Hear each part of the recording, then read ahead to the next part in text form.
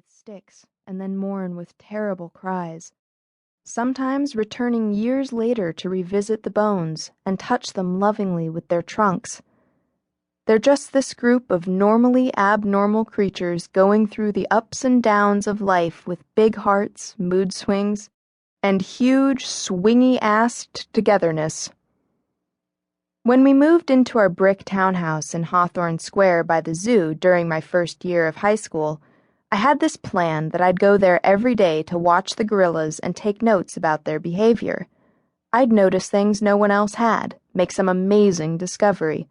I had this romantic idea of being Diane Fossey, Jane Goodall, Joy Adamson. I liked the idea of bouncy, open-air jeeps, and I liked the outfits with all the pockets. Only I didn't really want to live in Africa and be shot by poachers, get malaria, get stabbed to death. Bars between gorillas and me sounded reasonable. I went over to the zoo and brought this little fold-out chair Dad used for all of Oliver's soccer and baseball and basketball games, and I sat and watched the gorillas a few times.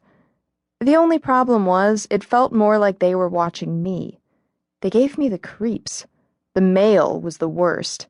His name is Vip, which sounds like some breezy nickname a bunch of Ivy Leaguers might give their jock buddy, but Vip was more like those freaky men you see at the downtown bus stops, the ones who silently watch you walk past and whose eyes you can still feel on you a block later. Vip would hold this stalk of bark in his naga-hide hand, chewing slowly, keeping his gaze firmly on me. I'd move and just his eyes would follow me, same as those paintings in haunted house movies. If that wasn't bad enough, Vip was also involved in a tempestuous love triangle.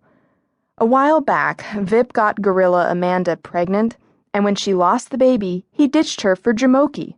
He got her pregnant too, and after Jamoki had the baby, Amanda went nuts and stole it, and the authorities had to intervene.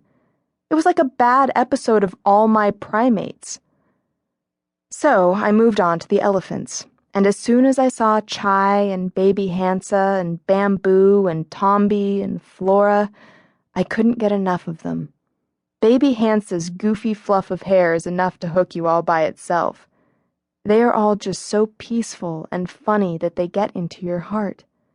When you look into their eyes, you see sweet thoughts. And then there's Onyx, too, of course. One notched ear, somber face, always off by herself in a way that makes you feel sad for her. I didn't even need the little soccer chair, because there's a nice bench right by the elephants. I went once a week for a few months, but after a while I got busy with school and it was winter, and so I decided to just watch them from home most of the time. There are 2 live webcams for the elephants, one inside the elephant house and one in their outdoor environment, so even when the elephants were brought in at night, I could see them. 24 hours a day the cam is on, for the pachyderm obsessed. I got in the habit of just leaving the screen up when I wasn't using my computer to write a paper or to IM my friends. Now I switch back and forth between the cams so I can always see what's going on, even if the gang is just standing around sleeping. I never did really write anything in my research notebook. How embarrassing. I even wrote that on the front. Making some great discovery about elephant behavior kind of went in the big ideas that fizzled out department of my brain. But the elephants got to be a regular part of my life.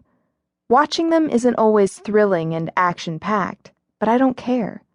See, what I really like is that no matter what high-stress thing is going on in my world or in the world as a whole, Christmas, SATs, natural disasters, plane crashes, having to give a speech and being worried to death I might puke, there are the elephants doing their thing, just being themselves, eating, walking around. They aren't having Christmas or giving a speech or stressing over horrible things in the news. They're just having another regular elephant day. Not worrying, only being. That's why the elephant site is up on my computer right then, when I see the boy. I am stretched out on my bed, and the elephants are cruising around on the screen, but I'm not even really watching them. My room's on the 2nd floor of our townhouse, and if you lie there and look out the window, all you see is